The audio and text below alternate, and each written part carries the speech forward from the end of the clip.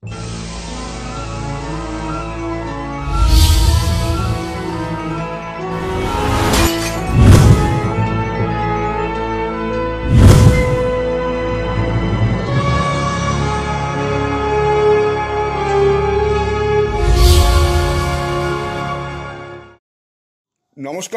আপনারা দেখছেন কড়া খবর। এখন কড়া খবরে দেখুন 4 দিন ব্যাপী West Bengal state under eleven open and girls federated chess championship 2024 এর চূড়ান্ত পর্বের খেলার শেষে প্রতিযোগীদের পুরস্কার বিতরণ ও চ্যাম্পিয়ন ঘোষণা। 6ই সেপ্টেম্বর থেকে 9ই সেপ্টেম্বর পর্যন্ত কলকাতা সেন্টার ফর ক্রিয়েটিভিটিতে হয়ে গেল West Bengal state under eleven open and girls federated chess championship 2024। 9ই সেপ্টেম্বর চূড়ান্ত পর্যায়ের খেলার শেষে চ্যাম্পিয়ন ঘোষণা করা হয়। এবার প্রায় 250 জন প্রতিযোগীর মধ্যে থেকে 2 জন ছেলে এবং 2 জন মেয়েকে চ্যাম্পিয়ন ঘোষণা করা হয়। এছাড়াও আন্ডার-7, আন্ডার-9 এবং আন্ডার-11 এর সফল কিছু প্রতিযোগীকে আয়োজক সংস্থার পক্ষ থেকে মেমেন্টো দিয়ে পুরস্কৃত করা হয়। চূড়ান্ত পর্যায়ের খেলার শেষ দিন পুরস্কার বিতরণের অনুষ্ঠানে উপস্থিত ছিলেন গ্র্যান্ডমাস্টার মিত্রাব গুহ, সারা বাংলা দাবা সংস্থার সেক্রেটারি অসিত বরণ চৌধুরী, উদয়ন ঘোষ, অরুণাভ দাস, সচ্চিদানন্দ ভট্টাচার্য, অতীন সেনগুপ্ত, শ্যামল দত্ত, দেবাশিস মুখার্জি প্রমুখ। এদিন প্রধান অতিথি গ্র্যান্ডমাস্টার মিত্রাব গুহ ছাড়াও উপস্থিত সকল অতিথিদের উত্তরীয় পরিয়ে স্মারক দিয়ে সম্মানিত করা হয়। সম্মানিত করেন খেলার চিফ আরবিটর সুরভি দত্ত সহ ডিফারেন্টলি এবেল্ড টিমের কোচ নিলয় চক্রবর্তী সহ অন্যান্যরা। এখন কড়া খবরে শুনুন এদিন উপস্থিত প্রধান অতিথি মিত্রাব গুহ কি বললেন।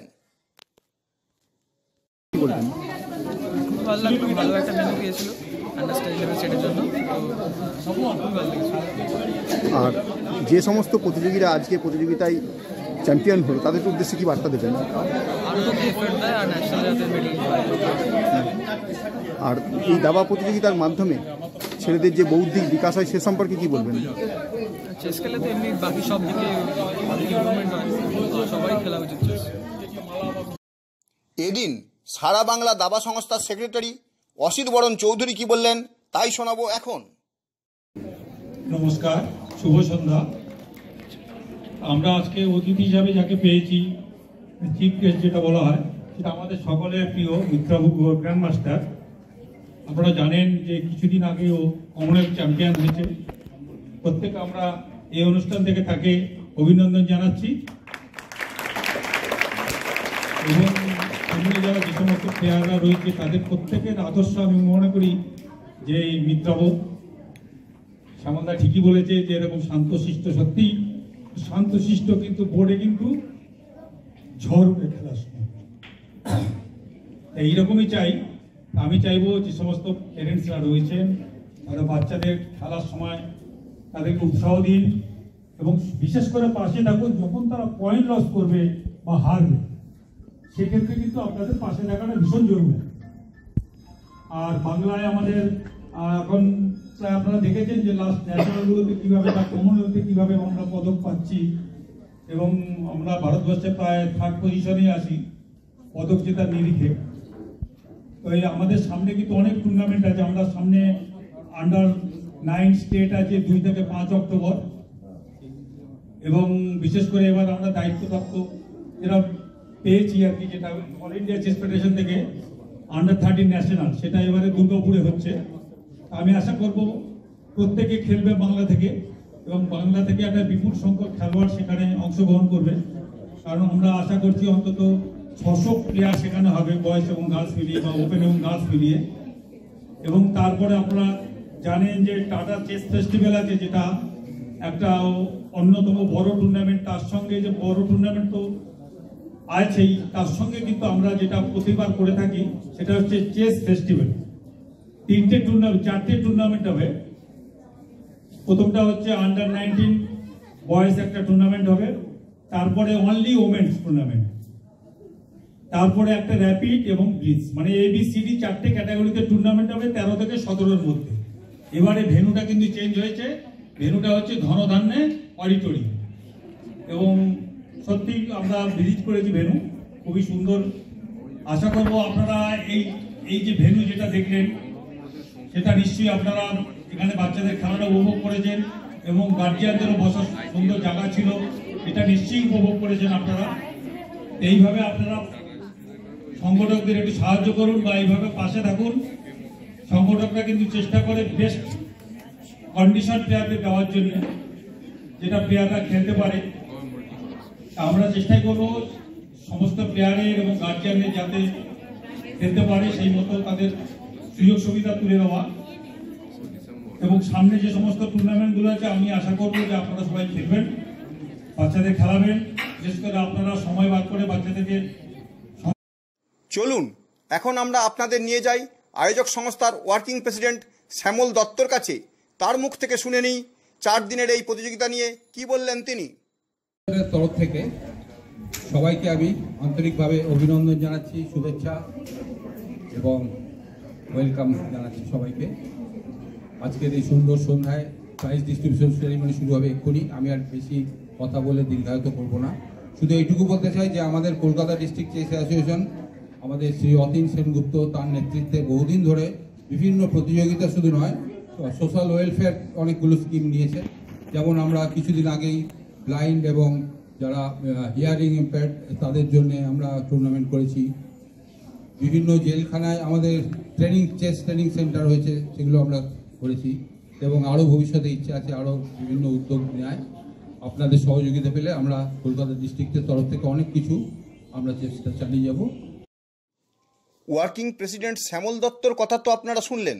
এখন শুনুন আয়োজক সংস্থা কলকাতা ডিস্ট্রিক্ট চেজ অ্যাসোসিয়েশনের সম্পাদক অতীন সেনগুপ্তর কথা। 4 দিনের এই খেলাকে নির্বিঘ্নে সম্পন্ন করার পর কড়া খবরকে দেওয়া সাক্ষাৎকারে কি বললেন তিনি, তাই শুনুন এখন। এটা সত্যিকারে এটা খুব ভালো টুর্নামেন্ট হয়েছে, কোনো রকম প্রবলেম হয়নি। এত সুন্দর সুষ্ঠুভাবে যে টুর্নামেন্টটা হয়, অন্য অন্য টুর্নামেন্টে আমি তো দেখেছি অনেক রকম প্রবলেম আমরাই ফেস করেছি, কিন্তু এই টুর্নামেন্টটা কোনো রকম হয়নি, সুন্দরভাবে হয়েছে।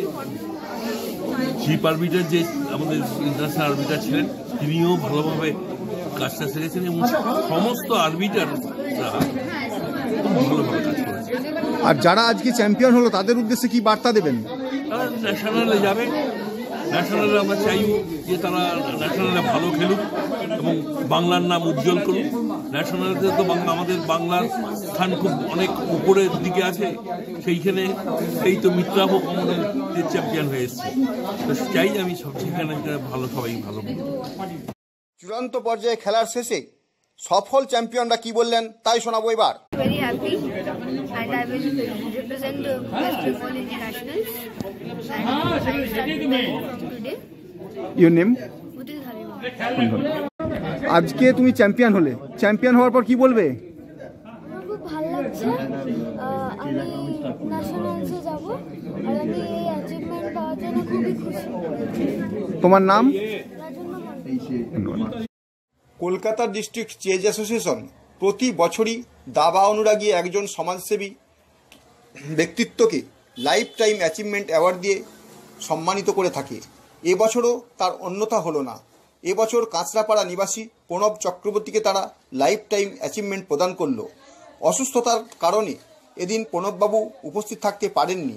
তার হয়ে এই অ্যাওয়ার্ডটি গ্রহণ করলেন কলকাতা ডিস্ট্রিক্ট চেজ অ্যাসোসিয়েশনের ওয়ার্কিং প্রেসিডেন্ট শ্যামল দত্ত। অ্যাওয়ার্ডটি তিনি প্রণববাবুর বাড়িতে পাঠিয়ে দেবেন বলে জানালেন। তারপর তিনি কি বললেন শুনুন। তার একটু পরিচিতি আপনাদের বলে দেওয়া দরকার। তিনি দীর্ঘকাল ধরে, খুব বয়স্ক, দীর্ঘকাল ধরে চেসের লাইনেই রয়েছেন। উনি খেলতেন আগে, তারপর কোচ, অর্গানাইজার, চেসের সমস্ত রকমভাবে সহযোগিতা করেন সমস্ত অর্গানাইজারদের এবং তার কন্ট্রিবিউশন বলতে গেলে বিশাল। তিনি কাঁচরাপাড়ায় থাকেন, ওই এলাকায় বা অন্যান্য জায়গায় দাবা শেখানোর ব্যাপারে বিশাল ভূমিকা রয়েছে তার। সেই হিসেবে তাকে আমাদের কলকাতা ডিস্ট্রিক্ট প্রতিবারই কাউকে না কাউকে একটা লাইফ টাইম অ্যাচিভমেন্ট অ্যাওয়ার্ড বা পারফরমেন্সের জন্য অ্যাওয়ার্ড এগুলো দেওয়া হয়। তো এবারে আমাদের সর্বসম্মতিক্রমে প্রণববাবুই এই অ্যাওয়ার্ডটা পাচ্ছেন। আপনি কি আপনার খবর সরাসরি সম্প্রচার করতে চান অথবা আপনার এলাকার খবর দেখাতে চান? তাহলে যোগাযোগ করুন কৃষ্ণপ্রসাদ পাত্র, ফোন নম্বর 8622800252 অথবা 8282860856 এই নাম্বারে, অথবা Arjun Sen, CPRO, phone number 9433138840 এই নাম্বারে।